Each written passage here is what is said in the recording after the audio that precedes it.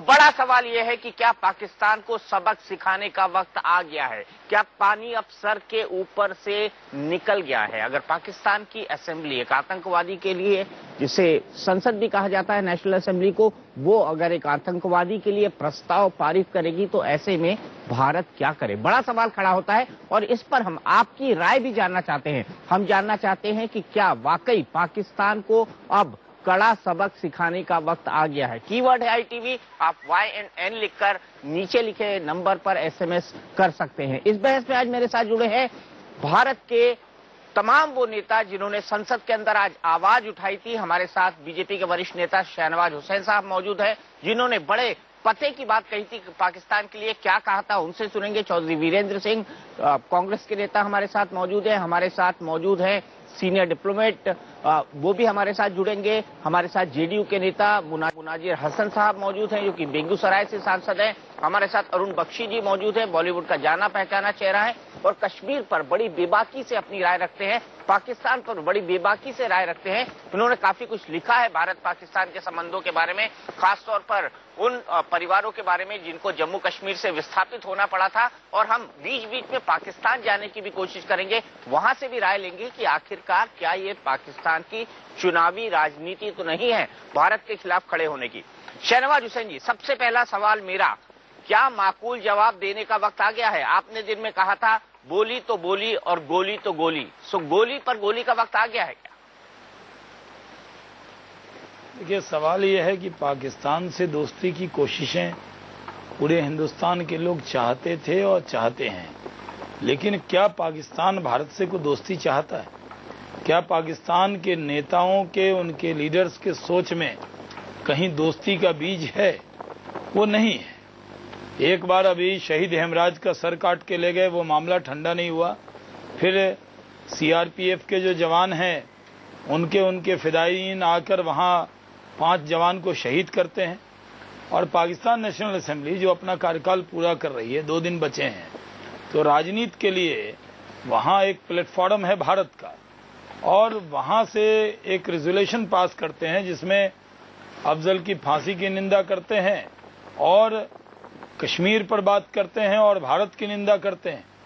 तो क्या Pakistan national assembly को भारत के संसद पर जो हमला हुआ उसकी निंदा तो कभी नहीं की उन्होंने, लेकिन संसद के हमलावर को अगर हम भारत का संविधान, भारत का सुप्रीम कोर्ट कोई सजा देता है, उस पर पाकिस्तान को बोलने का कोई हक, अधिकार नहीं है। और जब भी बात होती है तो पाकिस्तान से कब तक बात करेंगे? कभी वो कहते हैं क्रिकेट खेल लो, कभी कहते हैं हॉकी खेल लो, कभी मौसीकी में आजमा लो। तो सवाल ये है कि हम इनसे क्रिकेट खेलें और उनके लोग आकर एक टीम भेजें जो हमारे लोगों के साथ खून की होली खेलें, तो ये तो बर्दाश्त से बाहर है। पाकिस्तान को सही वक्त पर अब वो वक्त आ गया है जब करारा जवाब देना चाहिए। उनसे डिप्लोमेटिक रिश्ते क्यों रखें? क्या पाकिस्तान से रिश्ते में हम अपने जवान को गंवाते रहें? क्या हम पड़ोसी धर्म निभाते रहें? क्या हम अपनी तरफ से कबूतर भेजते रहें और वो वहां से टेररिस्ट हमारे तरफ भेजते रहें? ये नहीं चलेगा। और अगर वो ये कहते थे कि हम टेररिज्म के खिलाफ हैं, लेकिन पहली बार ऐसा हुआ कि उन्होंने पाकिस्तान नेशनल असेंबली में जो रिजोल्यूशन पास किया भारत के खिलाफ, उसको लेकर आज पूरी संसद एक थी, हर पार्टी के लोग एक थे। और स्पीकर साहिबा ने पूरे संसद की तरफ से जब यशवंत सिन्हा जी ने मांग की कि एक प्रस्ताव होना चाहिए, तो सर्वसम्मत हमने प्रस्ताव पारित किया है और पाकिस्तान को संदेश दिया है कि हमारे आपस में कितने भी डिफरेंसेस हो सकते हैं, लेकिन मुल्क के लिए भारत के लोग और भारत की संसद एक है। मुल्क के लिए भारत के लोग और भारत की संसद एक है। सीधे चलते हैं पाकिस्तान। वरिष्ठ पत्रकार, जाने माने पत्रकार रहीमुल्लाह यूसुफजई साहब हमारे साथ जुड़ रहे हैं। यूसुफजई साहब, बड़ा सवाल यह है कि अब तो पाकिस्तान की संसद भी ये कहने लगी है कि अफजल गुरु को फांसी नहीं होनी चाहिए। इतना बड़ा स्टेटमेंट, एक आतंकवादी के समर्थन में स्टेटमेंट, अब क्या रह गया है? अब क्यों भारत और पाकिस्तान बात करें? देखिए, नेशनल असेंबली तो जो है किसी के काबू में नहीं है।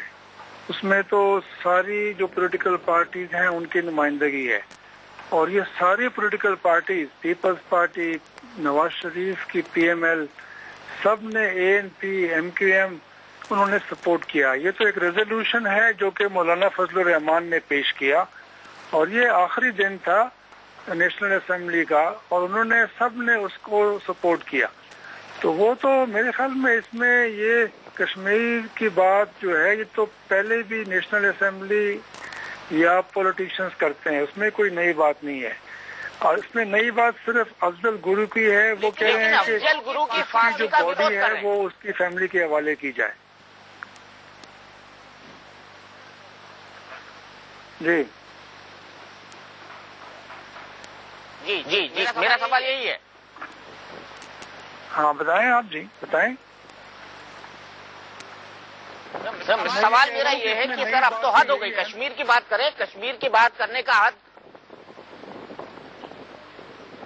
है वो उसकी फैमिली के हवाले की जाए।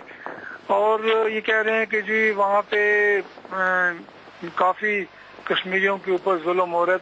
तो ये तो इलेक्टेड रिप्रेजेंटेटिव्स हैं, पॉलिटिशियंस हैं, ये उनकी राय है। अब इसके ऊपर हम क्या कहेंगे? ये तो सारे इसमें राइटिस्ट भी हैं, लेफ्टिस्ट भी हैं, सेंट्रिस्ट भी हैं, नेशनलिस्ट हैं, हर तरह के लोग हैं, पॉलिटिशियंस हैं, वो उनकी बात है। तो ये तो गवर्नमेंट की बात नहीं है, ये तो इन्होंने रेजोल्यूशन पास किया। और मौलाना फजलुर रहमान जो है वो नेशनल असेंबली की कश्मीर कमेटी के चेयरमैन हैं, तो उन्होंने रेजोल्यूशन पेश किया, सबने उसका साथ दिया और वो मंजूर हो गई। बिल्कुल बिल्कुल। सवाल इसीलिए खड़ा होता है कि आखिरकार एक आतंकवादी के समर्थन की क्या जरूरत थी। चौधरी वीरेंद्र सिंह जी, बड़ा सवाल यहाँ पर यह है कि क्या सरकार, प्रधानमंत्री डॉक्टर मनमोहन सिंह ने कहा था कि हमको अपने आप को सिक्योर, सुरक्षित करने के लिए और पाकिस्तान से बातचीत में कौशन रखने के लिए एक कदम एक्स्ट्रा स्टेप, एक कदम और रखना होगा, लेकिन ऐसा लग रहा है कि पाकिस्तान की इन चालों के आगे हम कमजोर पड़ते जा रहे हैं। मनमोहन सिंह जी ने अभी 2 दिन पहले जब राज्यसभा में अपनी स्टेटमेंट दी और उसमें उन्होंने स्पष्ट कहा था कि जिस तरीके का किरदार रहा है पाकिस्तान के हुक्मरानों का स्टेटमेंट दी और उसमें उन्होंने स्पष्ट कहा था कि जिस तरीके का किरदार रहा है पाकिस्तान के हुक्मरानों का। दरअसल बात यह है कि वहाँ कोई भी पॉलिटिकल आउटफिट हो और कोई उनका लीडर हो, उनका एक ही प्लैंक रहेगा कि हिंदुस्तान के खिलाफ अगर वो बात करेंगे तो उनकी बात को वो समझते हैं कि हम जो लड़ाई उनकी अंदरूनी है उससे उभर के हम अपनी पहल बनाए। और आज हमने जो प्रस्ताव किया है जिसमें हमने निंदा की है वहाँ की नेशनल असेंबली की, उससे स्पष्ट है कि हमारे देश में हम हमेशा इस बात के हक में रहे हैं कि शांतिमय तरीके से आपस में डायलॉग से, बातों से पाकिस्तान हिंदुस्तान के मसले सुधरें, क्योंकि दोनों देशों की आम जो राय है, जनता जो है वो यही चाहती है कि कोई खून खराबा ना हो। लेकिन जिस किस्म का प्रस्ताव पाकिस्तान ने पास किया है, ये हमारी एक तो आंतरिक जो हमारी सॉवरेन जो हम स्टेट हैं उस पे एक हमला है, डिप्लोमेटिक हमला है। और इसीलिए पार्लियामेंट ने भी ये समझा है कि ये जो डिप्लोमेटिक हमला है ये बर्दाश्त से बाहर है। लेकिन फिर भी मैं ये कह सकता हूं कि सरकार ने अपना स्पष्ट किया है कि हम आने वाले समय में ये नहीं हो सकता कि जो पाकिस्तान करता है कि 1 कदम आगे 2 कदम पीछे, हम अगर कदम बढ़ाएंगे तो बढ़ाएंगे, उसको पीछे हटाने के लिए नहीं बढ़ाएंगे। लेकिन कदम बढ़ाने के लिए हिंदुस्तान सोचता है और राष्ट्रीय परिप्रेक्ष्य में नहीं, अंतर्राष्ट्रीय परिप्रेक्ष्य में सोचता है। हम अपनी जिम्मेदारी इस उप महाद्वीप में और देशों से ज्यादा मानते हैं।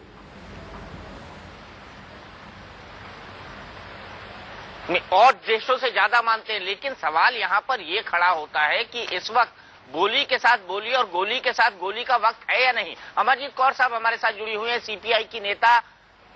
कौर जी, ये बताइए कि आपको लगता है, एक पुरानी कहावत है, लातों के भूत बातों से नहीं मानते, तो क्या पाकिस्तान के साथ भी वैसा ही करना चाहिए अब? देखिए, हिंदुस्तान को अपने आप को पाकिस्तान के साथ कंपेयर नहीं करना चाहिए। हम बहुत बड़ी डेमोक्रेसी हैं, 120 करोड़ का देश है और हमारी डेमोक्रेसी शुरू से 47 के बाद से, देश के आजाद होने के बाद से उसको स्ट्रेंथन ही किया गया है। जो भी हमारी दिक्कतें हमारे देश के अंदर हैं वो एक अलग इशू है, लेकिन पाकिस्तान के अंदर लगातार बहुत थोड़े पीरियड को छोड़ करके वहां आर्मी का रूल रहा है। अब पहली बार 5 साल लगातार वहां एक सिविलियन गवर्नमेंट राज कर पाएगी। पाकिस्तान आज की स्टेज में एक फेल्ड स्टेट है और वहां पर कितने नर्व सेंटर्स काम कर रहे हैं खुद पाकिस्तानियों को भी शायद ये मालूम नहीं है। आपने अपनी टिप्पणी, ये तो आप वो तकरीर कर रही हैं जो पाकिस्तान के नेता कहते हैं अमरजीत कौर जी, उनका भी यही तर्क होता है। नहीं, मैं वो तकरीर नहीं कर रही। मेरे हिंदुस्तान की अगर मैं तारीफ करती हूँ तो पाकिस्तान तारीफ नहीं कर रहा। पाकिस्तान अगर फेल्ड स्टेट है तो पाकिस्तान की पॉलिटिकल पार्टीज ये मानने को तैयार नहीं है। पाकिस्तान में बहुत से सेंटर्स हैं, इतने टेररिस्ट ग्रुप्स हैं कि खुद पाकिस्तान को भी बर्बाद कर रहे हैं और हिंदुस्तान पे भी हमले कर रहे हैं। लेकिन मैं जो कहना ये चाहती हूँ, हमें बौने होके नहीं सोचना चाहिए। अगर हमारी संसद एक साथ हो गई, जैसे बीजेपी के नेता कह रहे थे, तो उनकी भी नेता ने ये कहा, या उनके भी रिप्रेजेंटेटिव या जिन भी स्पोक्स पर्सन को आप बुलाए, मैं देख नहीं पा रही हूँ, उन्होंने कहा कि वहां भी राइट लेफ्ट एक हो गए। तो ये पॉलिटिकल लेवल पे चीजों को देखना एक अलग चीज होती है और रियलिटीज, ग्राउंड रियलिटीज को देखना एक कभी बंद होना चाहिए। आपने कहा कि हर बार कोई आता है तो फिर ऐसी घटना होती है, तो इसको दूसरे एंगल से भी देखिए कि जो हिंदुस्तान में या हिंदुस्तान के बाहर उस हद के पार पाकिस्तान में जो ताकतें कभी नहीं चाहती कि बायलैटरली हिंदुस्तान और पाकिस्तान में मामला सुलझे, शांति हो और हम अपने एक्सपेंसेस डिफेंस के ऊपर खर्च कम करके डेवलपमेंट पे लगाएं, वो वहां भी यही हरकतें करवाएंगे और यहाँ भी उस मुद्दे को फ्लेयर अप करना, उसको कम्युनलाइज करना, उसको सांप्रदायिक बनाना, तोड़ दो, फोड़ दो, हमले कर दो, इस भाषा को बोलना एकदम शुरू कर देना। तो फोर्सेस तो दोनों तरफ ही है। हाँ, एज ए फर्म स्टेट हमें रोल अदा करना चाहिए। जो जवाब देने की जरूरत होती है, पॉलिटिकल फर्मनेस दिखाने की जरूरत होती है, डायलॉग में फर्मनेस दिखाने की जरूरत होती है, वो सब करने की जरूरत है। लेकिन अपने घर के अंदर जिन कारणों से हिंदुस्तान एक मल्टी डायमेंशनल एक देश है, हमारी भाषाएं हैं, हमारे धर्म है, इतने हमारा डेमोक्रेटिक सेटअप है, इस सारी सिचुएशन में हमें अपने यहाँ क्या फेलियर्स हैं, हम अपने यहाँ टेररिज्म को क्यों नहीं हैंडल कर पा रहे हैं, हमारे यहाँ इंटेलिजेंस सर्विसेज क्यों पुअर है, हमारे यहाँ लोकल लेवल पे सर्विलेंस। अमरजीत जी, मैं फिर वही बोल रहा हूँ, आप वही तकरीर कर रही है जो पाकिस्तान के नेता करते हैं।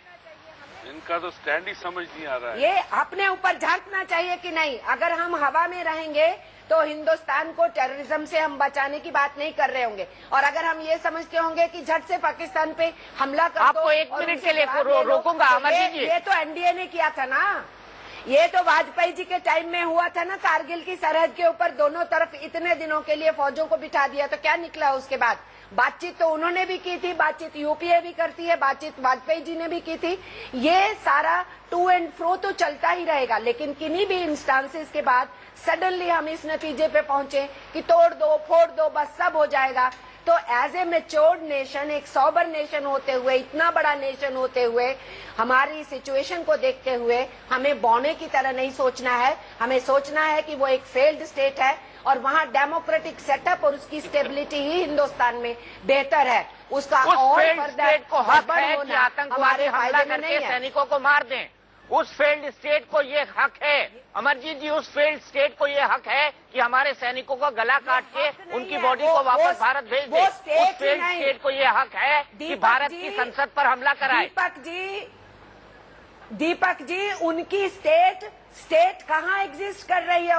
उनकी स्टेट रोल अदा करने की बजाय नॉन स्टेट एक्टर वहाँ स्टेट से भी ज्यादा हावी हैं, ये मैं कहने की कोशिश कर रही हूँ। और हम कतई नहीं भूले। ठीक है, मैंने सुन लिया आपकी बात। ये वही बात है जो पाकिस्तान के नेता कहते हैं। पाकिस्तान को हमेशा अमेरिकन की सपोर्ट रही, अमेरिकन एडमिनिस्ट्रेशन की। कश्मीर इशू पे भी रही है। यहाँ पे वाजपेयी जी भी आ गए, एनडीए का सेशन भी आ गया, करगिल युद्ध भी आ गया। लेकिन उन्होंने क्या आप मेरी बात से एग्री करते हैं कि अमरजीत कौर जी वही लाइन ले रही है जो पाकिस्तान लेता है? देखिए, दिक्कत ये है कि अमरजीत कौर को आपने पैनल में बैठाया है, ये कहना क्या चाह रही हैं? अगर भारत में गुस्सा लोगों का है तो वो बौने लोग सोच रहे हैं। अगर ये बहुत कद्दावर सोच रखना चाहती हैं तो पहले इनसे ये पूछिए कि सोल्यूशन क्या है। नहीं, इनका स्टैंड क्या है? भारत की संसद को बौना बता रहे हैं, भारत के लोगों के गुस्से को बौने का गुस्सा बता रहे हैं, तो इनसे पूछिए कि क्या सोल्यूशन है, पूछिए इनसे। ये जो भाषा बोल रही हैं, ये वाजपेयी जी, एनडीए, राजनीति, हाँ पाकिस्तान के लोग भी पैनल में हैं, मैं पाकिस्तान के लोग भी पैनल पे बैठे हुए हैं। आप क्या संदेश दे रही हैं पाकिस्तान को? आप क्या बताना चाहती हैं? मैं कि भारत के अंदर प्रॉब्लम ज्यादा है, पाकिस्तान में कम है? नहीं, आप सही बोलिए। आप एक लाइन में आप क्या चाहती हैं? नहीं, पाकिस्तान हमारे सैनिक का सर काट के ले जाता है, पाकिस्तान हमारे सैनिक का सर काट लेता है, पाकिस्तान हमारे सीआरपीएफ के जवान को मार देता है, पाकिस्तान नेशनल असेंबली में हमारे खिलाफ प्रस्ताव पारित होता है। और अगर हम बोलें तो आप कहिए बौना नहीं, लंबे कद का सोचिए। क्या सोच है जरा बताइए, आप क्या करना चाहिए? हम आप ही की बात मान लेंगे। दीपक जी, मैं बोलिए क्या करना चाहिए, इसका हल क्या है? हाँ दीजिए जवाब। दीपक जी, क्या करना चाहिए? पाकिस्तान के जवाब दीजिए। मैंने ये कहा कि पाकिस्तान को आप मजबूत मान रहे हो, आप पाकिस्तान को हवा मान रहे हो, आप पाकिस्तान को हिंदुस्तान के बराबर मान रहे हो। अरे हमारे सैनिक के सर काट रहा है, हमारे जवान को गोली मार रहा है और हम उसको कमजोर माने नहीं रहा है तो नहीं। आपने बहुत क्या आपने हासिल कर लिया कारगिल के ऊपर, लोगों को इतने महीनों के लिए टेंशन की सिचुएशन में। अरे ये तो इल्जाम पे आ गए ना, आप तो चाइना का साथ देने वाले। इंडिया चाइना जंग में यही कम्युनिस्ट पार्टी के लोग चाइना के लिए ताली बजा रहे थे। इनसे क्या उम्मीद है? ये जब इंडिया चाइना की बात होती है तो चाइना के साथ हो जाते हैं ये लोग। ये तो आप कौन सी भाषा बोल रही हैं? मुझे आपसे बात ही नहीं करनी। पाकिस्तान का व्यक्ति पैनल पर है और आप इंडिया चाइना में चाइना का साथ देने वालों से क्या बात करेंगे? कम्युनिस्ट आप पाकिस्तान का साथ दे रही हैं अभी? चलिए, पाकिस्तान का सपोर्ट कर रही हैं? चाइना के पास हो या पाकिस्तान के पास नहीं, ये तरीका नहीं है। चलिए, हम ये पाकिस्तान के खिलाफ नहीं बोल के ये कारगिल बता रही है, ये वाजपेयी जी के खिलाफ बोल रही है। एडिटर डेली न्यूज हमारे साथ फोन लाइन पर जुड़ी हुई है। आप दोनों को रोकता हूँ, बहस को आप झूठ मत बोलिए, बहस को आगे ले जाते हैं। मेमल सरफराज जी, जो अफजल गुरु के बारे में नेशनल असेंबली पाकिस्तान में कहा है, ये अनप्रेसिडेंटेड है। आखिरकार पाकिस्तान के हुक्मरानों ने हिंदुस्तान की सुप्रीम कोर्ट से सजा याफ्ता एक आतंकवादी के समर्थन में बयान क्यों दिया? ये क्या हिंदुस्तान के आंतरिक मामलों में दखल नहीं है? देखिए, ऐसा है कि पाकिस्तान में इलेक्शंस होने वाले हैं, आपको पता ही है कि बस केयरटेकर सेटअप जो है वो आने वाला है। तो ये आप कह लें कि एक पॉलिटिशियन क्योंकि कश्मीर के इशू के ऊपर थोड़ा सा रैलिंग पॉलिटिक्स होता है, तो वो जरा एक इस तरह का बयान देना चाह रहे थे जिस तरह उन्हें लगे कि लोगों को ये लगे कि इन्होंने कश्मीर इशू अबैंडन नहीं कर दिया। क्योंकि अगर आपने देखा हो तो हमारी पिछली 2 गवर्नमेंट, ये वाली गवर्नमेंट भी और इससे पिछली गवर्नमेंट ने भी कश्मीर के ऊपर जो वैसे ऑफिशियल पॉलिसी है एक तरह से उससे काफी डिफरेंट टेक लिया है। यानी मुशर्रफ साहब ने तो 4 पॉइंट एजेंडा भी दे दिया था कश्मीर के उसके इशू के ऊपर, और फिर ये गवर्नमेंट भी जो है ये पीस विद इंडिया की बात ही करती आई है और सारी पॉलिटिकल पार्टीज भी। तो मेरे ख्याल में ये सिर्फ एक इलेक्शन की वजह से इन्होंने शायद उसको समझा कि अच्छा इसके ऊपर एक रेजोल्यूशन पेश करा दे, थोड़ा सा वो एक तरह से हल्का फुल्का पॉपुलैरिटी की भी वो बात हो जाएगी। But that's just about it, क्योंकि दोनों मुल्कों को पता है, पाकिस्तान को भी पता है और इंडिया को भी पता है कि ना पाकिस्तान अपना वाला कश्मीर का हिस्सा आप लोगों को देगा, ना आप लोग अपना वाला हिस्सा हमें देंगे। तो जो रेजोल्यूशन होनी है कश्मीर इशू की वो तो इसी के अंदर ही होगी कि किस तरीके से जो 4 पॉइंट एजेंडा था मुशर्रफ का वो काफी अच्छा था वैसे इसमें अगर देखा जाए तो। इनको भी पता है कि वो तो कुछ चेंज होना नहीं, वैसे तो बेहतर है कि ताल्लुकात बेहतर कर ले ताकि जो कश्मीर का इशू भी है वो इसी तरह से रिजॉल्व किया जाए। तो सिर्फ आप इसको एक पॉलिटिकल स्टैंड मानती है। सीधे चलता हूं हसन साहब के पास, जनता दल यूनाइटेड के पास, वो बहस में नहीं जुड़े हैं। हसन साहब, एक पॉलिटिकल स्टैंड है क्योंकि अगले 4 महीने के भीतर या अगले 2 महीनों के भीतर, माफ कीजिएगा, पाकिस्तान के अंदर चुनाव होने हैं। पाकिस्तानी पत्रकार का ये कहना है कि ये एक पॉलिटिकल पॉपुलर स्टैंड है, पाकिस्तान में हिंदुस्तान की खिलाफत करके वोट मिलते हैं। अगर ये उनकी सरकार की सोच है, ये उनके हुक्मरानों की सोच है, तो ऐसे पाकिस्तान से संबंध आपको नहीं लगता बातचीत थोड़े दिन के लिए तो बंद करके रखनी चाहिए? बिल्कुल, बेशक हम आपकी बात से इत्तेफाक करते हैं दीपक चौरसिया जी। और पाकिस्तान के अंदर अगर मैं कहूं कि लोकतंत्र नाम की कोई चीज़ नहीं, इलेक्शन वगैरह, तो वहां पर एक सामान्य प्रक्रिया है। लेकिन दरअसल वहां पावर के बहुत सारे केंद्र हैं। एक आर्मी है, वो पावर का एक केंद्र है, ISI एक पावर का केंद्र है। एक पावर का केंद्र वहां पर जो पाकिस्तान को बर्बाद कर रहा है वो मौलवियों के हाथ में है। और आप देखेंगे कि पाकिस्तान की नेशनल असेंबली में जो मौलाना फजलुर रहमान ने जो निंदा प्रस्ताव लाया, जिसका सारे लोगों ने समर्थन किया अफजल गुरु के सवाल पर, और आप किसी धार्मिक कट्टरपंथ से आप किसी स्टेट का, किसी नेशन का भलाई की उम्मीद नहीं कर सकते हैं जब तक वहां पर शासक के रूप में कोई राजनेता और जिसके पीछे जन समर्थन हो वैसा लोग नहीं हो। और ये लोग, उनके सामने इनकी दुम दबती है। जो भी राजनेता वहां पर है, चाहे राजा परवेज अशरफ हो या वहां के राष्ट्रपति हो, इन लोगों की हैसियत नहीं है कि एक पावर का सेंटर वहां पर आतंकवादियों का है, वो एक अलग सेंटर चला रहे हैं। तो डिफरेंट पावर के सेंटर रहने के वजह कर वहां के जो राजनायक हैं, वहां के जो राजनेता हैं, उनकी हैसियत नहीं होती है कि उनके सामने वो आते तो यहां जरूर है, हो सकता है कि उनके मन में भी रहता हो कि हम हिंदुस्तान से मुझको अच्छे रिश्ते रखने चाहिए, लेकिन वहां जाने के बाद उनका फ्यूज उड़ जाता है। अब फ्यूज उड़ जाता है तो करें क्या? अब इलेक्शन है, अब इलेक्शन उनके यहाँ दरवाजे पर दस्तक दे रहा है। अब इलेक्शन उनको लगता है, उनकी सोच यही है कि हम शायद हिंदुस्तान को गाली दें, हम आतंकवाद का समर्थन करें, आतंकवाद का समर्थन करने के बाद हमको एक बड़ा चंक वोट बैंक का मिलेगा। ये उनकी सोच हो सकती है। लेकिन मुझको लगता है कि पाकिस्तान जैसे मुल्क से, और बहरहाल मेरे सामने जो भी वहां के राजनेता आते हैं, हम उन्हीं को तस्लीम करेंगे पाकिस्तान के शक्ल में, लेकिन उनसे रिश्ता रखने का कोई वजह अब दिखाई नहीं देता है।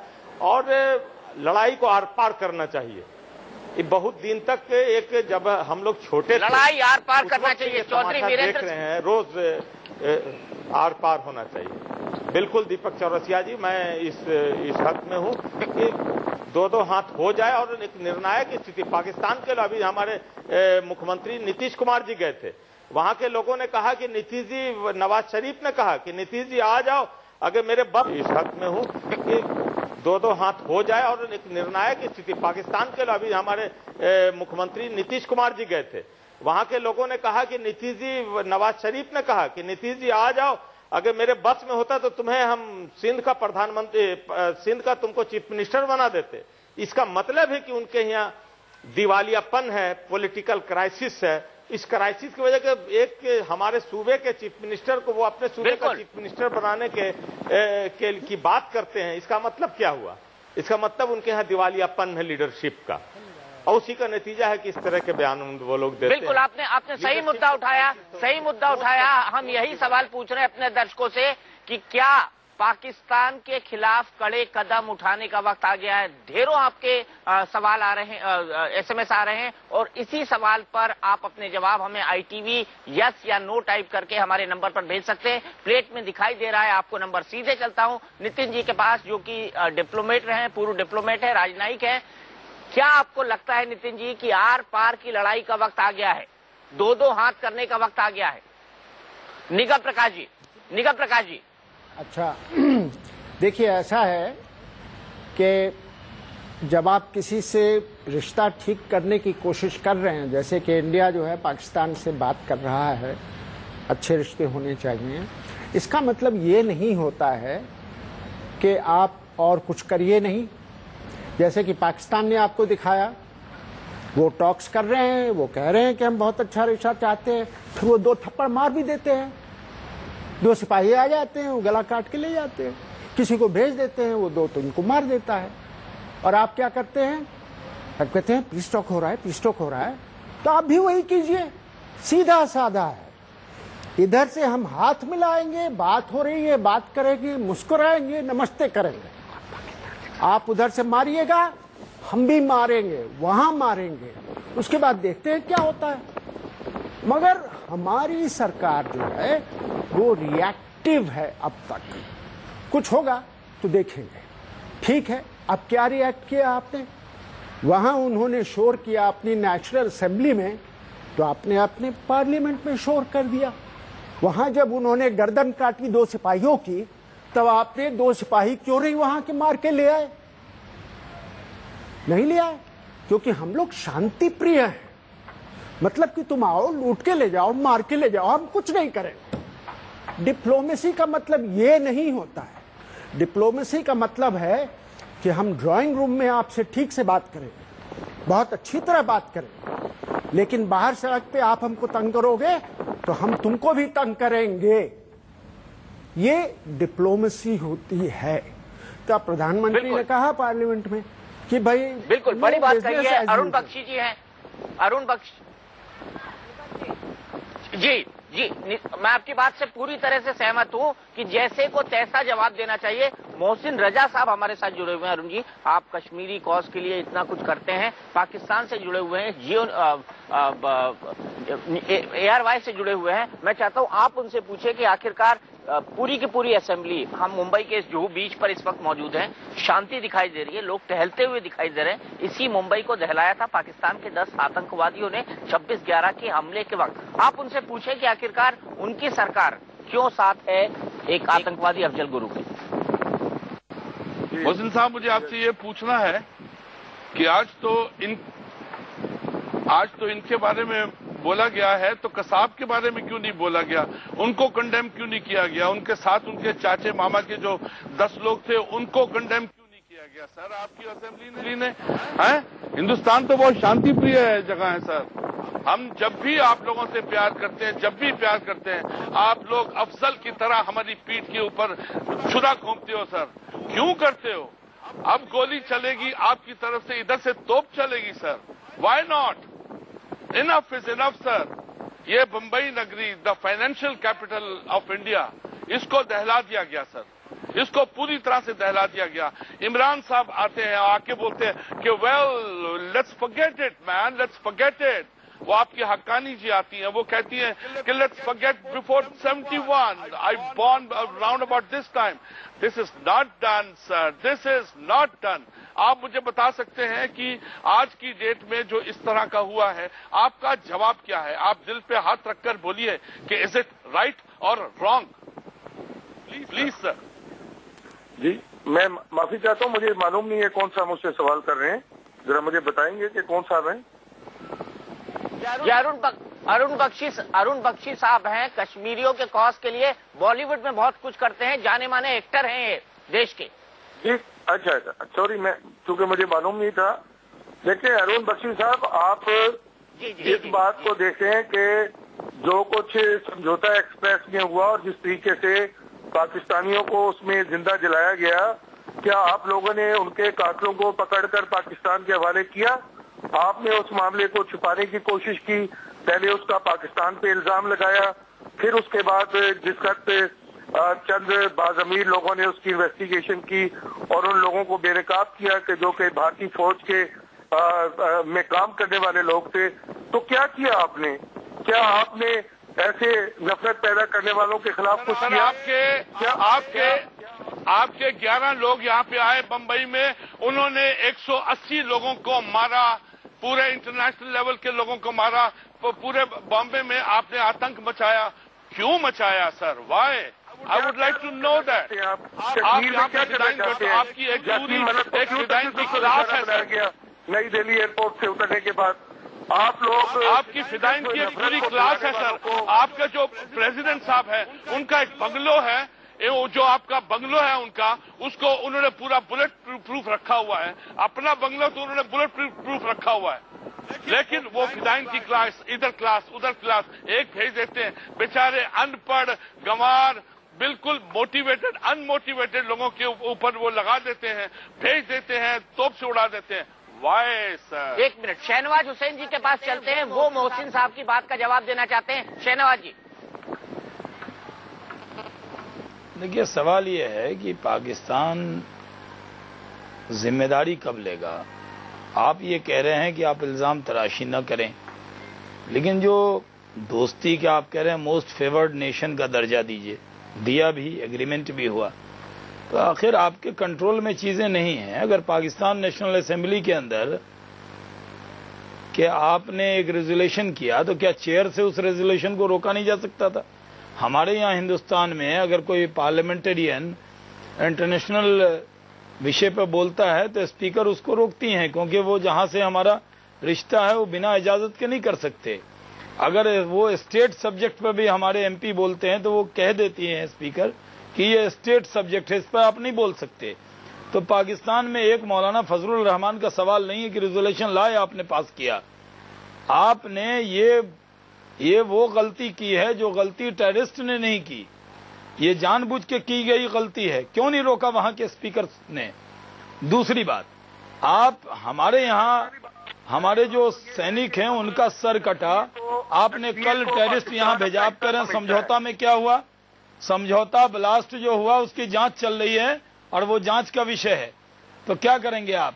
आपको अगर शक हो कि समझौता में भारत के लोगों ने गड़बड़ की तो आप उसका बदला कभी मुंबई पे हमला करके, कभी संसद पे हमला करके, कभी हमारे सैनिकों का सर काट के, कभी कश्मीर में सीआरपीएफ कैंप पे हमला करके लेंगे। अब फिर आप कहेंगे दोस्ती की बात है। तो मैं कह रहा हूं आर पार नहीं, डिप्लोमेटिक रिलेशन अभी बंद करने चाहिए भारत सरकार को। अगर पाकिस्तान की पार्लियामेंट जिम्मेदार नहीं है तो पाकिस्तान की सरकार पर कैसे भरोसा करे? तो डिप्लोमेटिक रिलेशन तोड़िए, जब आप ठीक हो जाएं बिल्कुल तो ठीक है, हम लोग बातचीत कर लेंगे। नहीं, देखें आप बिल्कुल मोहसिन रजा साहब के नशे में आप ये बात नहीं कर सकते कि डिप्लोमेटिक रिलेशन खत्म कर दें। पाकिस्तानी कोई आपके सामने कोई भीख का जो है वो उठा के आपसे बात नहीं कर रहे। हम बराबरी की सतह पे इंडिया से बात कर रहे हैं और हमने बम्बई में जो कुछ हुआ था उसकी हमने मजम्मत की, उसके ऊपर हम पाकिस्तान में इन्वेस्टिगेशन। सर, आप लोग तो पैदाइशी भिखारी हैं, अमेरिका के सामने कशकोल लेकर निकलते हैं।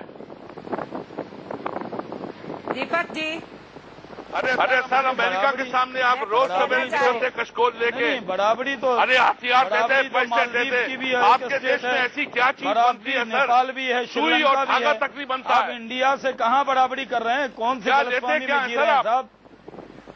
क्या किस बराबरी की दुनिया में जी रहे हैं आप? कहाँ बराबरी आपकी होने वाली है? आप जब टेररिस्ट भेजते हैं, आतंकवादी भेजते हैं और कोई एजेंडा नहीं है। आपकी हैसियत हमें बताई है, हमने 71 के जंग में बताई है, 65 के जंग में बताई है, पाकिस्तान को पाकिस्तान की हैसियत बता दी है, करगिल में भी बता दी थी जो आपने साजिश की थी। हमने आपको आपकी हैसियत बताई है।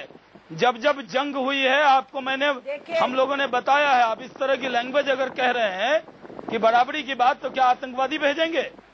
ये किस बात की बराबरी है? हम तो आपके यहाँ आतंकवादी नहीं भेजते। मैं आपसे कहना चाह रही हूँ, मुंबई अटैक की पाकिस्तान इंडिया के साथ फिर रिजोल्यूशन क्यों किया? नहीं, हाफिज सईद जो जिम्मेदार है मुंबई का, उसको क्यों नहीं भेजा? हाफिज सईद जो मुंबई के हमले का जिम्मेदार है, उसको भारत को क्यों नहीं सौंपा? हमारा सवाल यह है कि हाफिज सईद जो मुंबई हमले का जिम्मेदार है, उसको क्यों नहीं भेजा आपने? हमको सौंपिए उसको। आप यहाँ अजमल आमिर कसाब की तो डेड बॉडी नहीं ली आपने अजमल आमिर कसाब की डेड बॉडी नहीं ली, आपने मना कर दिया। आपने जो पाकिस्तान के आतंकवादी जो मुंबई के ताज के हमले में शामिल थे, उनकी डेड बॉडी पर तो आपने हक नहीं जताया। अपने अवाम के ऊपर जो आपके रहने वाले बाशिंदे थे, उनको आपने नकार दिया। और जो उसके जिम्मेदार हैं हाफिज सईद, उसको भारत के हवाले क्यों नहीं करते? अगर बड़ी बड़ी बात करनी है तो नहीं, एक दहशतगर्द अजमल। ठीक है, आप दोनों ने अपने पॉइंट रख दिए हैं, शहनवाज जी और मोहसिन जी। मोहसिन जी कृपया बने रहिए हमारे साथ। अमरजीत कौर जी कुछ बोलना चाहती हैं। जी अमरजीत जी। देखिए, पहली बात तो ये है कि इस किस्म की भाषा का जो प्रयोग हो रहा है, आर पार की लड़ाई कर दो, उन्होंने 2 सिर काटे तो आप यहाँ से 2 सिर काट के भेज दो। मैं इसी बात को कह रही थी कि ये बौना तरीका होता है सोचने का। अगर आज हम बॉम्बे से ये रिपोर्ट कहते हैं इस पैनल डिस्कशन में कि देखो बॉम्बे कैसे आराम से लोग हंस खेल रहे हैं और सब कुछ कर रहे हैं, हमारा जवाब ये है, आतंक के मुकाबले में हमारा जवाब यह है कि फॉर्मली पाकिस्तान से डील तो करना है, लेकिन अपने घर के अंदर हमें ऐसे हालात पैदा करने हैं कि हम बात का जवाब दें। लेकिन ये उधर से और इधर से दोनों तरफ से प्रोवोकेटिव भाषा है, प्रोवोकेटिव भाषा है आपकी। आप ये फॉर्मली जो बोल रही है इसका डेफिनेशन क्या है? गोली का जवाब तोप होना चाहिए अमरजीत जी। पता नहीं आप कौन से मूड में, आपने ब्रेकफास्ट में क्या खाया है? आपका मुद्दा और आपका जो सेंटर ऑफ ग्रेविटी है समझ नहीं आ रही। मैं कोई नॉन वेज नहीं खा के आई ब्रेकफास्ट में आपकी तरह। मैडम आपने, आपकी सेंटर ऑफ ग्रेविटी नहीं है, आपने सेंटर ऑफ ग्रेविटी आपकी है ही नहीं है, आपको पता ही नहीं आपने क्या खाया है। इसीलिए आपका सेंटर ऑफ ग्रेविटी बिल्कुल करेक्ट नहीं है। मैं नहीं बैठी हूँ, मैं नीचे आवाम में हूँ और आवाम लड़ाई नहीं चाहता है। आप लोग ड्राइंग रूम्स में और पैनल डिस्कशंस में नहीं मैडम, लड़ाई नहीं, 2 मिनट के बाद लड़ाई शुरू हो जाए। वो रोज भेजेंगे फिदाइन, हम हिंदुस्तानी उड़ेंगे, 5 जवान उड़े, 5 जवान, ये दोनों तरफ से यही है। ये एक जवान करोड़ के बराबर है। उसकी निंदा होनी चाहिए, सरकार को देखना चाहिए, एक जवान सरकार को देखना चाहिए कि फेलियर कहाँ है। वो लोग फिदाइन भेज देंगे, उड़ जाएगा, खत्म हो जाएगा। आप तो मानना ही नहीं चाहते, आप तो मानना ही नहीं चाहते हिंदुस्तान ताकतवर है। आप तो अपने फौज को भी अंडर एस्टिमेट कर रहे हो, आप हिंदुस्तान को भी अंडर एस्टिमेट कर रहे हो, आप अपने ही देश को अंडर एस्टिमेट कर रहे हो और पाकिस्तान को बराबर का हवा खड़ा करके खड़ा कर रहे हो। बड़ी हंसी आ रही है आपकी बातें सुन के। विद इन इंडिया और पाकिस्तान की जो रिजीम है, पावर सेंटर्स ढेर है, जैसे आपको हास्यास्पद लग रहा है, मुझे आपकी बात हास्यास्पद लग रही है। आपको हिंदुस्तान का आवाम देख रहा होगा कि आप लोग ड्राइंग रूम में बैठ के कैसे लड़ाइयाँ करवाना चाहते हैं। मुद्दा क्या है, इधर जा रहा है, वो जा रहा है। सीधी बात है कि पाकिस्तान ने अपनी पार्लियामेंट में ये सब आज रेजोल्यूशन पास किया है। Why don't you talk about that? Why don't you talk about that? जो एंटी इंडिया फीलिंग भड़काते हैं और यहाँ लोग बैठे हैं जो एंटी पाकिस्तानिज्म से कम्युनलिज्म फ्लेयर करके वोटों की पॉलिटिक्स करते हैं। दोनों जगह के ऊपर ये ताकते हैं। आपका स्टैंड भी समझ आ रहा है और सिविलियंस में भी है। फॉर्चुनेटली हमारी आर्मी ऐसी नहीं है, लेकिन आप जैसे लोग प्रमोट करते हैं। Deepak ji don't under estimate अवर निगम जी के पास जाऊंगा, पहले आपकी बात इंडियन स्टेट। नहीं, मैं तो पहले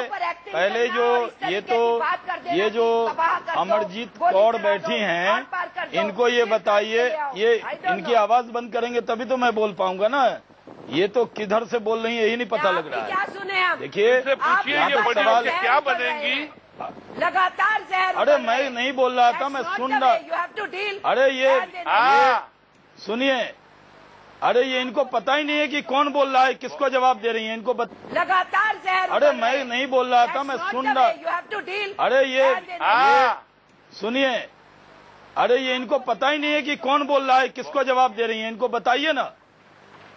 ये पहले ये अरुण बख्शी साहब से बात हो रही, के जाने माने एक्टर हैं और कश्मीर के लिए काम करते हैं, काफी काम किया है। अब बोलिए शहनवाज जी, आप पहले अरुण बख्शी जी बोल रहे थे, अमरजीत कौर जी को ये नहीं पता। नहीं, वही पहले बख्शी जी बोल रहे थे, अमरजीत कौर जी समझ रही हैं कि बख्शी जी कोई कॉमनल राजनीति करते हैं। अमरजीत कौर को बताइए कि हर आदमी को जो देश के लिए बोले उसको कॉमनल न समझें। देश के लिए अमरजीत ये जो बोल रहे थे वो एक इंडिपेंडेंट वॉइस थी, वो कोई बीजेपी के प्रवक्ता के तौर पे नहीं बोले। मैं आपसे कह रहा हूं कि आप किसके तरफ से बहस कर रही हैं? क्या आप पाकिस्तान की तरफ से बैठी हैं क्या, या इंडिया की तरफ से बैठी हैं? मैंने आपसे सोल्यूशन पूछा कि अगर वो हमला करें तो हम क्या करें, क्या हम कबूतर उड़ाएं? नहीं, बताइए ना अमरजीत कौर जी, खाली बोलने से होगा। हम क्या करें, कबूतर उड़ा दें क्या? नहीं, आप क्या चाहते हैं, जैसे चाइना के सामने हमने सरेंडर किया था वैसे सरेंडर कर दें क्या? क्या करें बताइए ना, आपके पास सोल्यूशन है क्या? बैठ गए टीवी पर, मैं तो आपके कभी बहस नहीं करूंगा आप जैसे सोच के। मैं आपसे कह रहा हूँ कि सोल्यूशन बताइए। आप इल्जाम लगा रही हैं, जोर से हल्ला कर रही हैं। मैं आप नहीं, क्या करना चाहिए बताइए ना। आप अपनी बात भूल जाते हैं। एनडीए ने नहीं, पाकिस्तान से क्या करना चाहिए? कर लिया था एनडीए 6 साल। अरे पाकिस्तान ने क्या किया वो सोचिए, एनडीए ने क्या किया। इसीलिए तो बंगाल से उखड़ के फेंक दिया, इसलिए तो कम्युनिस्टों का नाम जिस पार्टी में उसका पूरे हिंदुस्तान में यह हालत हो रहा है। आपसे कौन बहस करेगा? मुझे तो पता होता है बहस में आने वाली हम आते ही नहीं। तो इंडिया न्यूज ने कहा कि आप नहीं है, कांग्रेस से बहस होने वाली है। पूरा संसद एक है। ये चाइना के समर्थक लोग, ये कम्युनिस्ट पार्टी जो चाइना के नाम पर ताली बजाने वाले लोग क्या मुल्क की बात करेंगे? इनको तो चाइना चाइना जिंदाबाद करना है। इनको क्या मतलब इस मुल्क से? इनसे बहस नहीं करेंगे दीपक जी हम। चलिए, चौधरी वीरेंद्र सिंह बहुत मेरे ख्याल से इस बहस को हमको यही खत्म होना पड़ेगा। हम एक दूसरे नोट की तरफ जाते हैं। चौधरी वीरेंद्र सिंह कांग्रेस के वरिष्ठतम नेताओं में से एक है। चौधरी साहब, सुझाव आया था जनता दल यूनाइटेड की तरफ से कि आर या पार की लड़ाई का वक्त आ गया है। क्या आपको लगता है आर या पार की लड़ाई होनी चाहिए? मैंने पहले भी कहा है कि आर पार की लड़ाई कोई शब्दावली में इसकी व्याख्या की जाए तो ये बहुत गलत शब्द हैं। हमें एक राजनीतिक स्तर पे, कूटनीतिक स्तर पे हमने जो जवाब दिया पाकिस्तान की नेशनल असेंबली को, वो जवाब सिर्फ पाकिस्तान की नेशनल असेंबली के लिए नहीं है, वो दुनिया के लिए है। और दुनिया के लिए भी और पाकिस्तान के अवाम के लिए भी है। अब अवाम को अगर हम पाकिस्तान की आवाज माने तो मैं इस बात से इत्तेफाक नहीं रखता। सीधी बात यह है कि पाकिस्तान में जो मौलाना फजल रहमान का प्रस्ताव है, वो एक ऐसे आदमी जो सांप्रदायिकता से जुड़े हुए लोग हैं, जिनको वोट ही इस्लाम और उसकी जो एंटी डेमोक्रेटिक जो उनकी जो थीसिस है उसके हिसाब से वोट मांगने का जब ये प्रस्ताव आया तो जिन दूसरी पार्टियों को इलेक्शन में जाना था वो उनसे बाहर नहीं बोल सकती। इस प्रस्ताव का कोई महत्व नहीं है और ये प्रस्ताव सिर्फ उनकी मजबूरी और पार्लियामेंट्री डेमोक्रेसी अगर महत्व नहीं है तो फिर भारतीय संसद ने क्यों कहा? अगर आपको लगता है कि महत्व ही नहीं है, चौधरी साहब मेरा सवाल सुनिए, अगर आपको लगता है इसका महत्व ही नहीं है तो भारत को रिएक्ट ही नहीं करना चाहिए था। पार्लियामेंट्री डेमोक्रेसी की बात ही नहीं, बल्कि वहां तो जो डिक्टेटर भी हुए हैं उन्होंने भी अपने गद्दी को कायम रखने के लिए हमेशा हिंदुस्तान के खिलाफ बोल के और ऐसे तरीके से उन्होंने बोला है कि आवाम से उनका कोई लेना देना नहीं, लेकिन लोगों की भावनाओं को भड़का के वो गद्दी को कायम रखने की बात करते हैं। और यही कारण है हमारा उधर दूसरी तरफ हमारा प्रस्ताव, अगर हमारे प्रस्ताव को हम उसका विश्लेषण करें तो ये लगता है कि हमारी पार्लियामेंट ने बड़े सोच समझ के इस बात को दोहराया है कि ये देश अमन चाहता है, शांति चाहता है, ये किसी से लड़ने की बात नहीं है। और इस तरह के भड़काऊ बात करने से कोई आर पार की लड़ाई नहीं लड़ी जा सकती। हमने डिप्लोमेटिक लड़ाई में हम कभी पीछे नहीं हटे और मुझे ये भी यकीन है जब हथियारों की बात आई, अगर आप ये समझते हैं कि इससे हथियारों की लड़ाई शुरू हो, ये आज के दिन विश्व में और खास तौर पर हम दो पड़ोसियों के बीच में इस तरह की बात सोचना हिंदुस्तान और पाकिस्तान के आवाम की जो भावना है उसके खिलाफ होगी। बीजेपी सर वो फिदाइन भेजते रहेंगे, जवान उड़ते रहेंगे, सर वो फिदाइन भेजते रहेंगे। कहा बंबई में बैठ के नहीं जवाब, मैं उस धरती से हूँ जहाँ लाखों सिपाही हैं हिंदुस्तान की फौज में। हमें एहसास है इस बात का कि किस टाइम क्या जवाब दिया जा सकता है। अगर आप इन बातों को लेके समझते हो कि पाकिस्तान से जंग शुरू कर दी जाए, ये देश के हित में नहीं है। हाँ, हम एक बहुत बड़ी ताकत हैं और हमारे को हमारी जिम्मेवारी का एहसास है।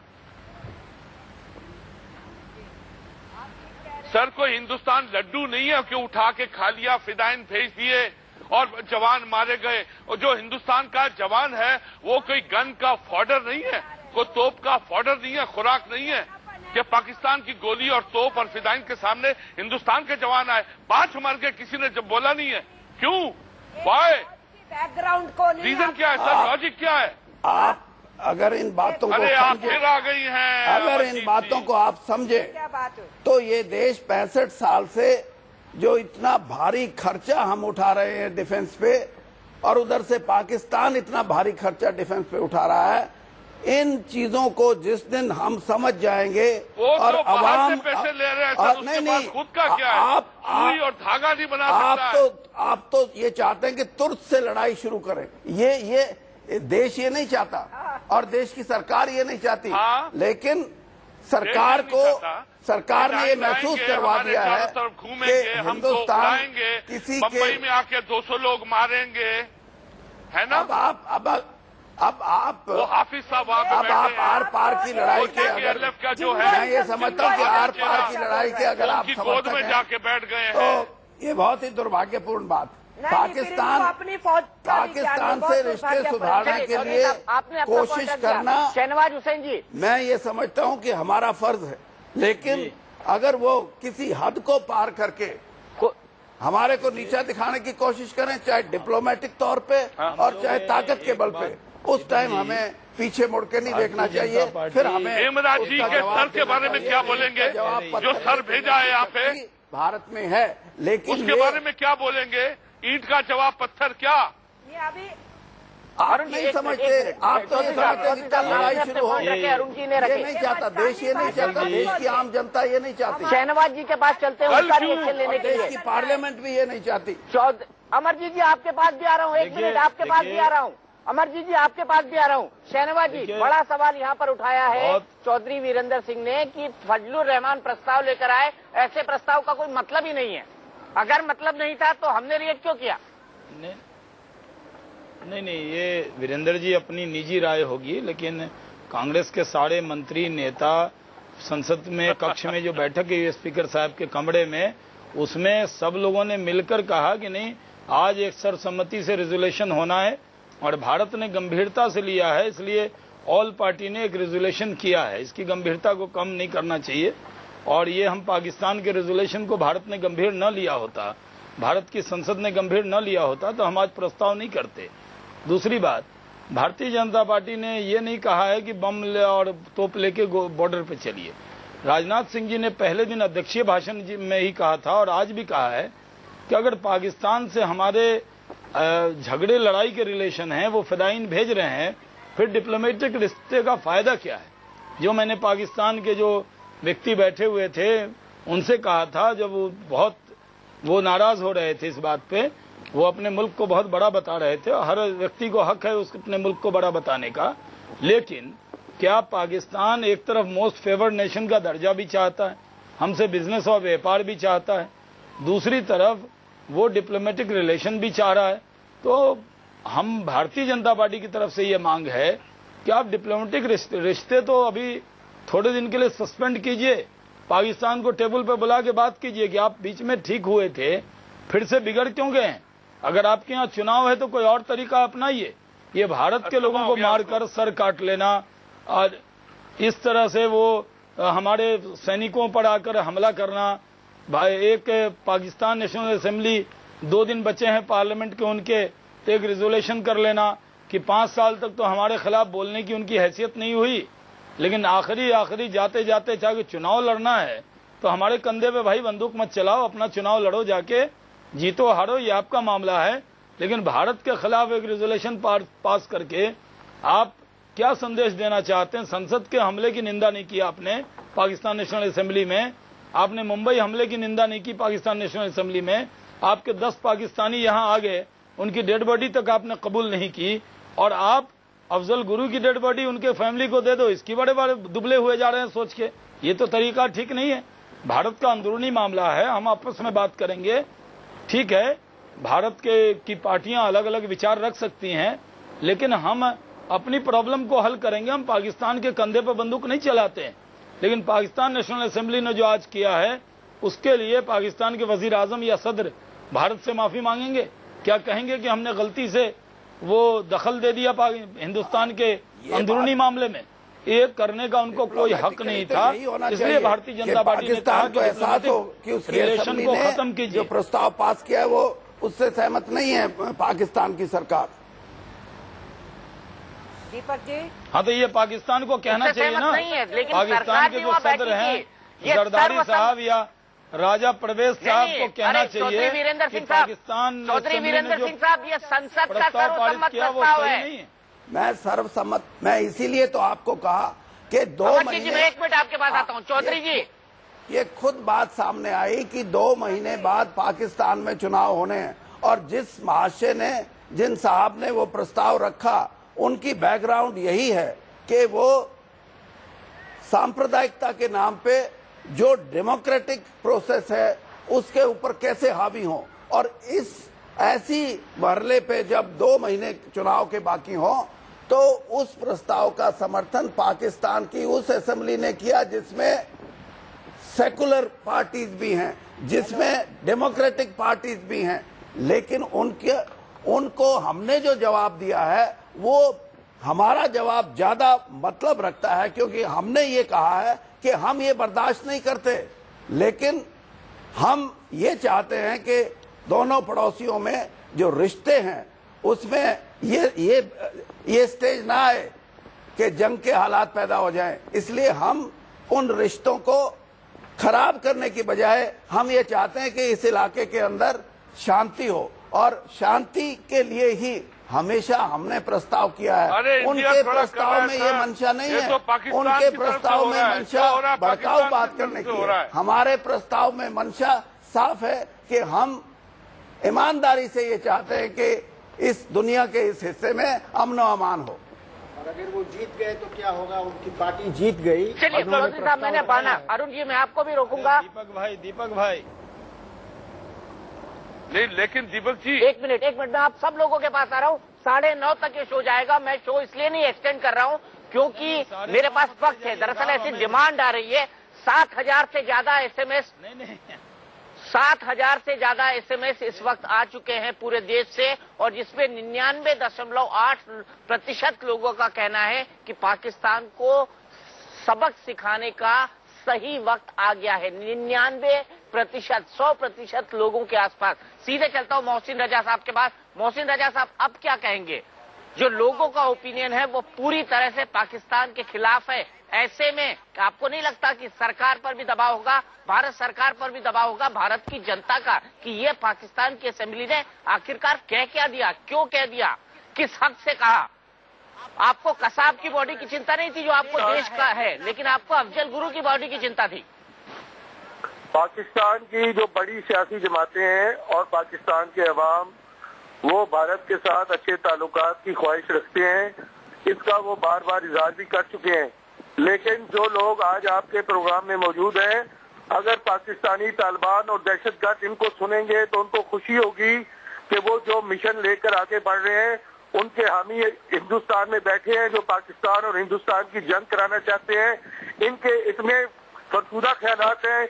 ये अभी तक 47 से पहले वाली सोच में बैठे हुए लोग हैं जो चाहते हैं कि इन 2 मुल्कों में न तरक्की हो, न यहाँ पर खुशहाली हो, और जो इन दोनों मुल्कों ने जो कुछ कमाया है वो जंगों की नजर हो जाए।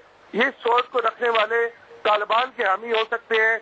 ये दोनों मुल्कों की तरक्की और खुशहाली के, और इस दोनों ममालिक के अवाम के यहाँ पर खुशहाली हो, और जो इन दोनों मुल्कों ने जो कुछ कमाया है वो जंगों की नजर हो जाए। ये सोच को रखने वाले तालिबान के हामी हो सकते हैं। ये दोनों मुल्कों की तरक्की और खुशहाली के, और इस दोनों ममालिक के अवाम के किसी तौर पर भी हामी नहीं हो सकते, क्योंकि पाकिस्तान को अगर आप कमजोर समझते हैं, पाकिस्तान एक एटमी ताकत है, पाकिस्तान के पास भी मिसाइल है। आप इस तरीके से ये मत समझे कि भारत एक बड़ी ताकत है। पाकिस्तान अगर इस वक्त अंतरी तौर पर तालिबान के साथ लड़ रहा है तो ये ना समझा जाए अगर भारत से। सर, हमको डर इसी बात का लगता है कि आपके पास एटमी वो है, क्योंकि आप अपने एटम को संभाल ही नहीं सकते हैं।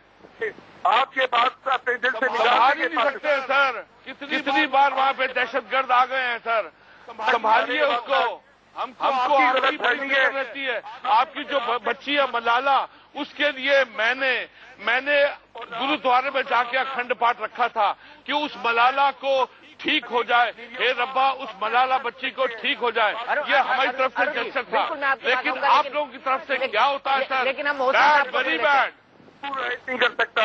हमारे 5 जवान रोज एवरेजली 5-10 भी खड़ा रहेगा और अफजल गुरु और फैमिली के साथ जाती हुई है। अगर इसके ऊपर आवाज उठाई गई है तो आपको भी आवाज उठानी चाहिए, आपको भी आवाज उठानी चाहिए कि अफजल गुरु के साथ जाती हुई है। आप क्यों नहीं उठाते? क्या वजह है कि आपको सिर्फ वो एक मुसलमान था और एक कश्मीरी था, इस बुनियाद पर आप उसके खिलाफ हैं? अगर उसके खिलाफ उसके हक में आवाज उठाई गई तो कौन? ये आपके दिल की बात आई है दीपक जी, ये आपके दिल की बात ही बाहर निकली।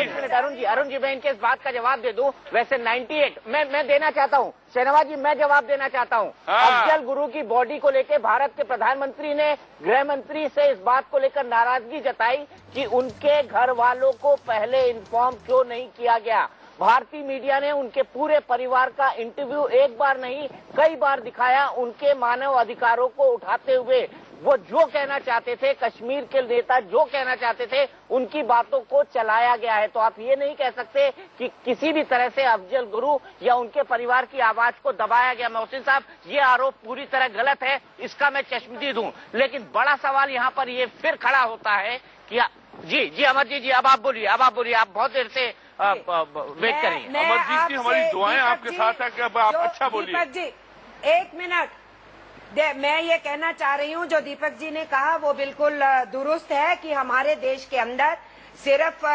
गवर्नमेंट सेक्टर की तरफ से ही नहीं बल्कि गवर्नमेंट सेक्टर तो बाद में बोला, जनता की तरफ से, मीडिया की तरफ से पहले आवाज आई कि ऐसा क्यों नहीं हुआ कि परिवार उनसे मिल नहीं पाए। इसलिए जहां तक हिंदुस्तान की बात है, हमें मालूम है कि हमें अपने देश में किन चीजों को कैसे डील करना है। पर ये बात बिल्कुल दुरुस्त है सबकी कि आपकी असेंबली के अंदर इस किस्म का प्रस्ताव वहां नहीं आना चाहिए था। लेकिन ये भी दुरुस्त है कि फिर हमारी पार्लियामेंट ने उसका जो जवाब देना चाहिए था दे दिया गया था। लेकिन मैं अभी भी सीधे सीधे मानती हूँ पाकिस्तान का अवाम और हिंदुस्तान का अवाम लड़ाई नहीं चाहते हैं।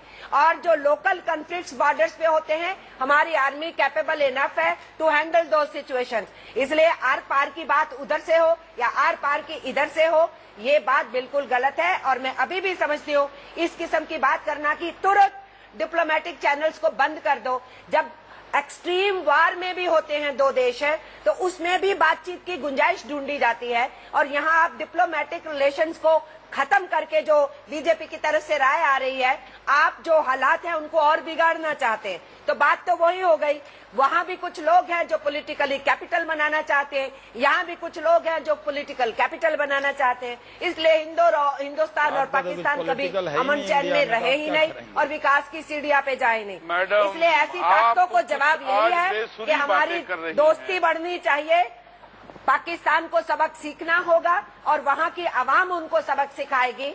हमें अपनी फॉर्म में कौन सिखाएगा? हम ही तो सिखाएंगे। हाँ, तो सिखाएगा। आप यहाँ ड्राइंग रूम में बैठ के पत्थर मार के कर लीजिए ठीक, आप ड्राइंग रूम में बैठ के पत्थर मार के कर लीजिए ठीक, लेकिन इस ऐसे दो देशों के बीच में रिश्ते नहीं सुधारे जा सकते जैसे आप सोल्यूशन। लेकिन आप पाकिस्तान से कहिए कि जिनके घर शीशों के होते हैं वो दूसरों पे पत्थर नहीं फेंकते। बीजेपी वालों से तो पूछो, वो फिदाइन नहीं भेजते। आप बीजेपी के बिहाफ पे बोल रहे हैं, इनसे पूछो ये कंधार में क्या करके आए थे। मैडम ना तो मैं बीजेपी का हूँ ना मैं कांग्रेस का हूँ। मास्टरमाइंड किया ये उनको क्या करके आए करना बहुत इनके लिए काम कर रहे थे चाइना के, जिन फोर्सेज ने कराया ये चाइना की समर्थक हैं। इंडिया चाइना की लड़ाई में कम्युनिस्ट पार्टी क्या कर रही थी, जरा अमरजीत कौर से पूछिए। इंडिया चाइना की लड़ाई में ये चाइना के पक्ष में बोले कि नहीं, पूछिए। जिससे लड़ाई करनी पड़ेगी। सीपीआई का रेजोल्यूशन उठा के देखिए, झूठ मत बोलिए। अरे रेजोल्यूशन के आप लोग क्या क्या करते हैं, चाइना से कितना पैसा आता है सब पता है हम लोगों को। आप क्या रेजोल्यूशन क्या होता है सब पता है। रेजोल्यूशन करते हो कि बस तबाही मचानी चाहिए, छोड़िए। सब पता है हमें, लाल झंडा चाइना का कितना अच्छा लगता है। ये रेजोल्यूशन बीजेपी ने कभी नहीं किया। ये डिस्कशन को डिरेल करने वाली बात है। ये रेजोल्यूशन कभी नहीं किया बीजेपी ने, तबाही मचानी चाहिए अमरजीत कौर जी। देखिए ये अमरजीत कौर आई हैं, पाकिस्तान का कोई प्रतिनिधि नहीं है, इसलिए पाकिस्तान क्या पक्ष ज्यादा यही रख रही है? ओ अच्छा, ये इंडिया की तरफ से डिबेट कर रहे हैं भाई। प्रतिनिधि ये तो ऐसा बोल रहे कि पहले तो मुझे पता ही नहीं लगा कि इंडिया का कोई बोल रहा है या पाकिस्तान का बोल रहा है। तरफ से बोल रहे हैं, मेरा भी आप ये जो है ये तो अलकायदा के प्रवक्ता की तरह बोल रही है। रिप्रेजेंटेटिव है इंडिया में। अरे भाई ये तो ऐसे बोल रही है, ये इंडिया को ही ब्लेम कर रही है। ये तो पाकिस्तान की जगह, ये पाकिस्तान की जगह इंडिया को ब्लेम कर रही है। अरे मैडम ये डिबेट आपस में लड़ लेंगे, ये इंडिया पाकिस्तान डिबेट है मैडम। कुछ नहीं रहा आपकी पॉलिटिक्स। झूठी तो हम आपको कह नहीं सकते, क्या कर रहे, हम आपको झूठी नहीं बोलेंगे। नहीं आप झूठ बोलिए, हम तो आपको झूठी नहीं बोलेंगे। उस पार्लियामेंट के प्रस्ताव में सभी ये इतना गुस्से में आप, मेरी पार्टी है, हमको भी अच्छे शब्द बोलने आते हैं मैडम। गुस्से में बोलेंगे, आप झूठ बोल रहे हैं, दीपक जी में बोलेंगे। इनका आज पार्लियामेंट ने ये आप बहुत बड़ी झूठी है, आपने लगता है बहुत बड़ी झूठी दिखाई, आप भटक रही है, झूठी नंबर 1 है आप। हाँ कोई पार्लियामेंट्री लैंग्वेज बोल रही है दीपक जी, इनसे डिबेट हम नहीं करेंगे। आपने खुद कहा आज हिंदुस्तान की संसद में सब नहीं शहनवाज जी प्लीज आप दोनों बहुत समझदार और बहुत संजीदा नेता हैं। अमरजीत जी नहीं क्यों इस तरह की लैंग्वेज बोल रही है भाई? पाकिस्तान की तरफ महिला है इस तरह की बात कर रही है, बोलने की फिर आप कहेंगे कि हमने कुछ कह दिया। नहीं आपने ही तो कहा ना। आप बीजेपी को ब्लेम क्यों कर रही है कंधार के लिए? एक तरफ पाकिस्तान का प्रतिनिधि बैठा है, दूसरी तरफ आप बीजेपी को ब्लेम कर रही है। आप पाकिस्तान से डिबेट करेंगे या बीजेपी से करेंगे? कल बीजेपी की कम्युनिस्ट की डिबेट रखिए, हम बीजेपी से डिबेट करेंगे। अमरजीत जी शहनवाज जी बीजेपी कम्युनिस्ट का है, इसीलिए हिंदुस्तान की जनता ने आपको सबक सिखाया है, इसीलिए आज हिंदुस्तान में आपका नामो निशान मिट गया है कम्युनिस्ट पार्टी का। इसीलिए पैनलिस्ट लोग नहीं इंडिया पाकिस्तान आपका जो है, इसीलिए आज आप कम्युनिस्ट पार्टी का वजूद मिट गया है हिंदुस्तान से। इसीलिए कम्युनिस्ट पार्टी के लोगों को समुद्र के दो किनारे पर पहुंच गया। आप लोग इसी वजह से हिंदुस्तान के लोग नफरत करते हैं आपकी पार्टी से। नहीं आपकी इस सारी नहीं ये इनको बोलने का कहिए कि आप दोनों बहुत संजीदा नेता हैं, हम एक बहुत गंभीर मसले पे बात करें। मैं आप दोनों से हाथ जोड़ के विनती करता हूँ कि प्लीज हम अपनी पार्टी के खिलाफ सुन सकते हैं, हम अपने मुल्क के खिलाफ नहीं सुन सकते। ये हमारे मुल्क हिंदुस्तान के खिलाफ बोल रही हैं, हम अपने बीजेपी के खिलाफ सुन सकते हैं, लेकिन इस भारत के हिंदुस्तान के खिलाफ कोई भारत का नेता बोले ये नहीं सुन सकते। करेगी उसके खिलाफ बोलेंगे तो हिंदुस्तान ये एंटी नेशन बोल रही है, ये हिंदुस्तान के पक्ष को कमजोर कर रही है। हैट्स ऑफ टू वो तो शाहनवाज साहब, hats off to today's parliament कि आज 1 मिनट में ये रेजोल्यूशन पास हुआ जो हुआ। It was one of the best resolution with the shortest time. आप सब लोगों ने बहुत अच्छा बोला। मैं हिंदुस्तान की वोट के आप लोगों को देख के मुझे इतना अच्छा लगा कि हमारे डिफरेंसेस हैं बीजेपी के, कांग्रेस के, इसके उसके, लेकिन जब देश का हित का बात आई आप सब लोगों ने किया। I give you a salute Shahnawaz sahab, NDA को, यूपीए को, I give a huge salute to all the parties and I am proud to say I am a proud Indian कि जिसके ऊपर इतनी अच्छी पार्टीज जो हैं, जब देश की बात आती है तो we are one, they are one. I am so happy. But रह गया पाकिस्तान का चक्कर। पाकिस्तान ने हमको हर बार दगा दिया है, हर बार दगा दिया है। हम जब भी इनके लिए नमाजें पढ़े हैं, जब भी हमने इनके लिए अच्छा सोचा है, इन लोगों ने सदा हमको हमारे ऊपर छुरा घोंपा है। क्या हमारे जो जवान हैं शाहनवाज जी, देखिए हमारे जवान रोज एवरेजली 4-5 मरते हैं। हेमराज का सर भेज दिया इधर देखिए मैं तो यही कह रहा हूँ कि ये डिबेट जो है संजीदा होनी चाहिए। ये डिबेट अभी ये डिबेट इसकी नहीं है कि बीजेपी कम्युनिस्ट की, ये डिबेट है कि पाकिस्तान ने जो हमारे यहाँ किया उससे हमको कैसे रिएक्ट करना, ये डिबेट है। ये डिबेट थोड़ी है कि बीजेपी को ब्लेम कीजिए कंधार में क्या हुआ, यहाँ क्या हुआ। अलग से डिबेट रख लीजिए। क्यों नहीं करेंगे? एक तरफ पाकिस्तान के प्रतिनिधि भारत को गाली दे रहे हैं, दूसरी तरफ भारत के प्रतिनिधि कह रहे हैं। कल बीजेपी और कांग्रेस, बीजेपी या कम्युनिस्ट की डिबेट कीजिए ना।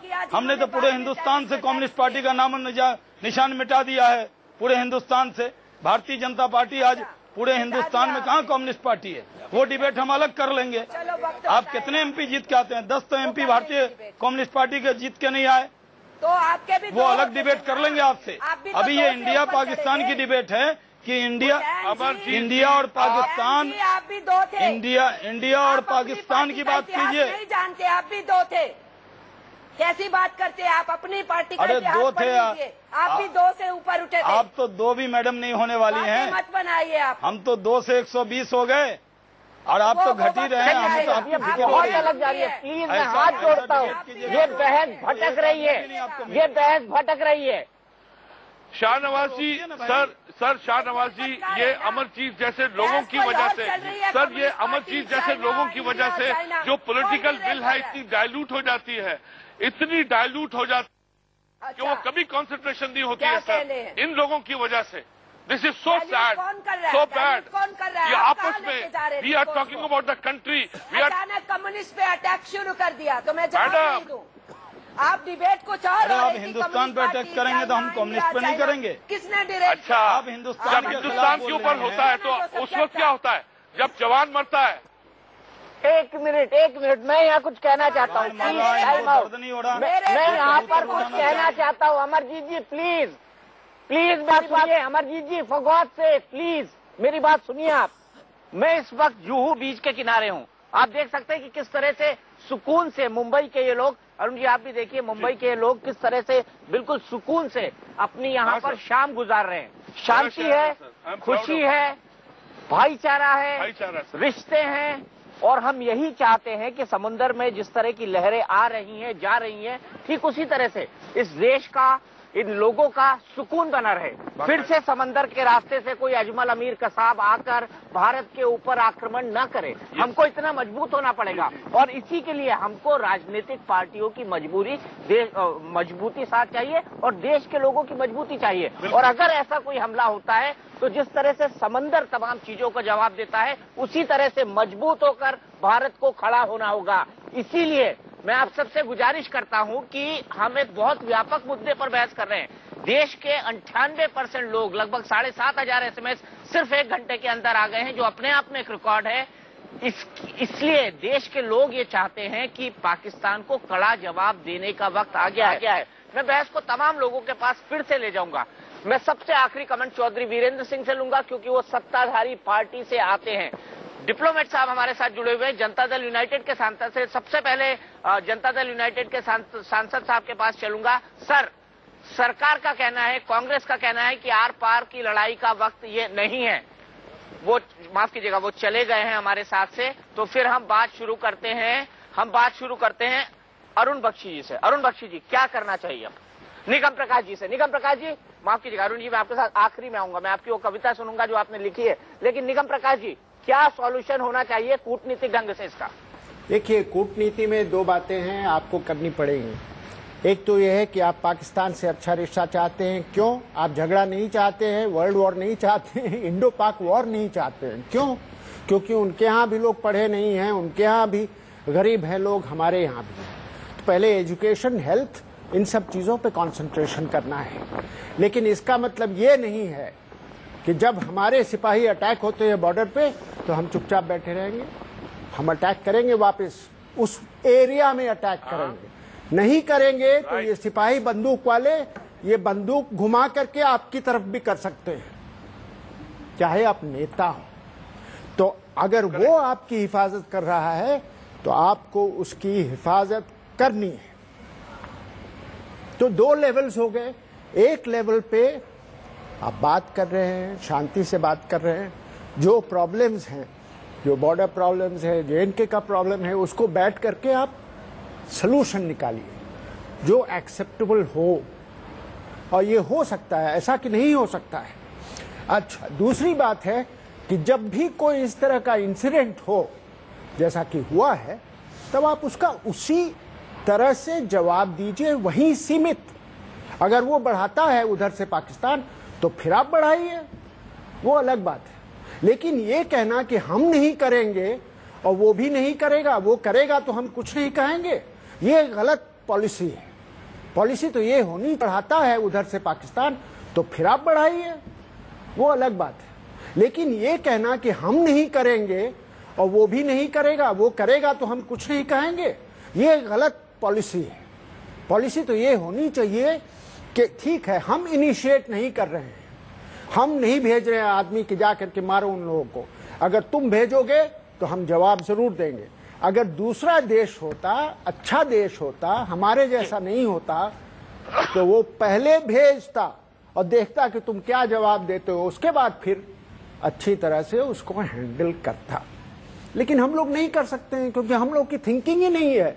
हमारी थिंकिंग है कि हम रिएक्ट करेंगे, कोई करेगा हमारे खिलाफ तो हम रिएक्ट करेंगे, नहीं तो हम कुछ नहीं करेंगे। मैंने शुरू में ही कहा था कि हमारी एक्टिव प्रोएक्टिव पॉलिसी नहीं है, it is reactive, which is not a good thing. इसका आप क्या करेंगे? बिल्कुल बिल्कुल, प्रोएक्टिव पॉलिसी हमारी नहीं है। अमरजीत कौर जी, आपको नहीं लगता कि हमारी डिप्लोमेसी, हमारी पॉलिटिक्स, हमारी बाकी चीजें, अमेरिका और इजराइल क्या करते हैं? वो लोग घुस के मारते हैं। ओसामा बिन लादेन को पाकिस्तान में घुस के मार दिया, सद्दाम हुसैन को अमेरिका ने बगदाद के अंदर घुस के मार दिया। बाकी इजराइल जो है अपने विमान बंधकों को वहां से छुड़ा के ले आया जहां पर अपहरण करके लोगों ने रखा था। क्या आपको नहीं लगता कि हमारी स्टेट को भी इसी तरह प्रोएक्टिव होना चाहिए? देखिए, 2-3 बात मैं कहना चाह रही हूँ जल्दी में, समय के अभाव को देखते हुए। पहली बात तो ये है, अमेरिका और इजराइल हमारे उदाहरण नहीं है।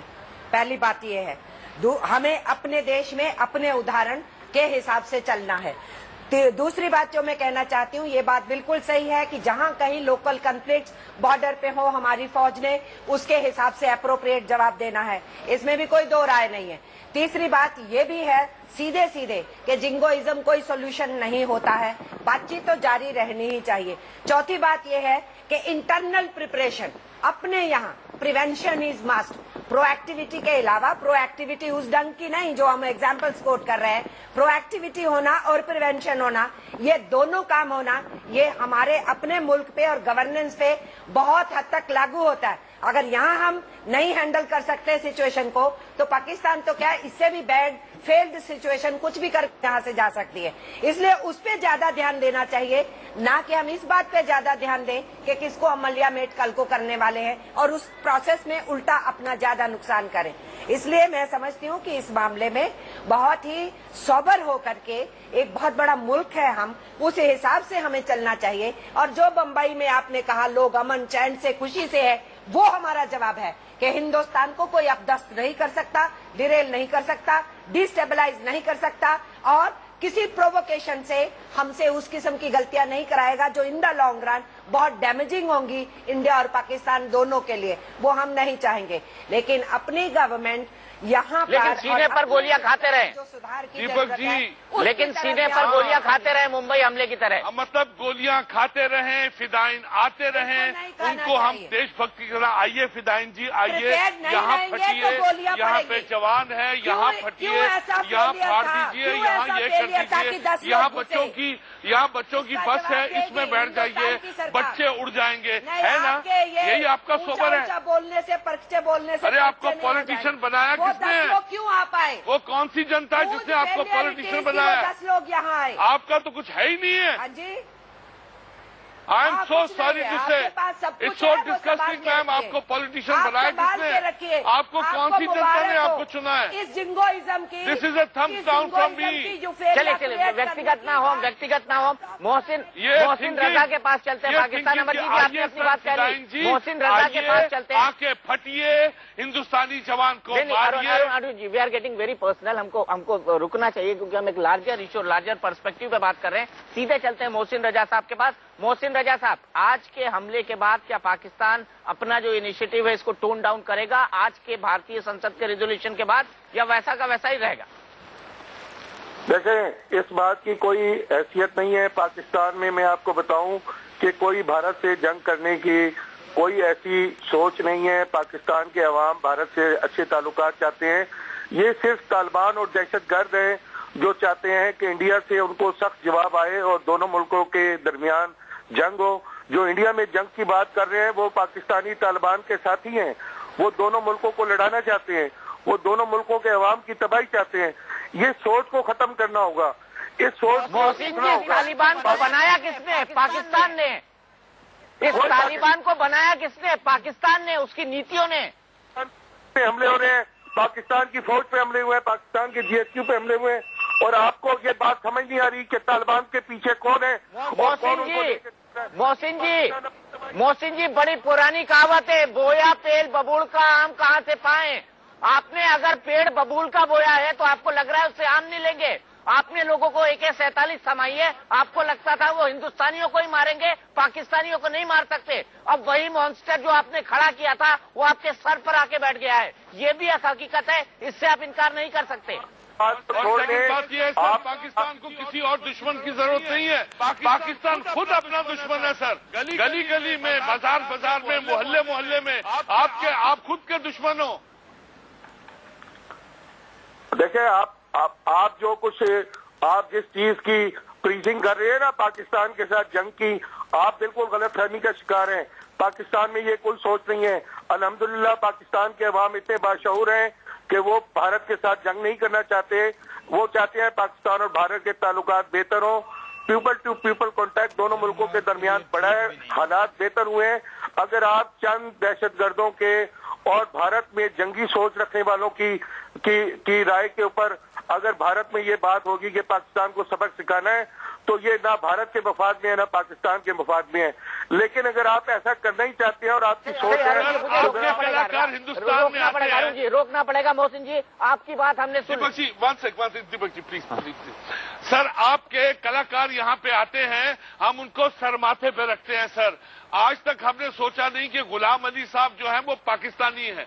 हम उनको समझते हैं हमारे बीच के, हमारे अपने हैं। मेहदी हसन साहब हमारे अपने हैं। नूरजहां जी हमारी अपनी है। अब आपके खिलाड़ी हम सरमाते पे रखते हैं, लेकिन उसके बाद हमारे किसी भी कलाकार को आप लोग एक्सेप्ट नहीं करते हो। अरुण जी चलते चलते शांति के लिए 2 लाइनें आपकी बात पे मैं खत्म करूंगा, क्योंकि इस खूबसूरत जुहू बीच के किनारे हम बैठे हुए हैं। जी